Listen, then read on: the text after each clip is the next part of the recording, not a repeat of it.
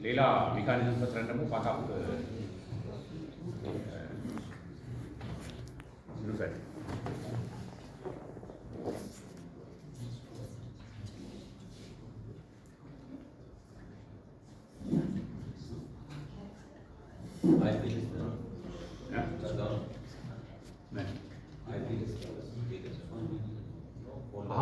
በፋይል በእንትኑ ለማሳየት ከፋይል በፍላሽ ምናምን ነገር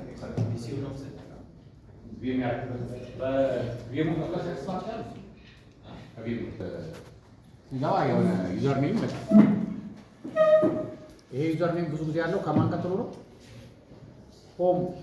ሆም ዳይሬክተሪ ውስጥ ያለ ዩዘር ኔም። ልክ በዚህ ዩዘር ኔም ኦልዌይዝ ዜር ኢዝ ዳይሬክተሪ።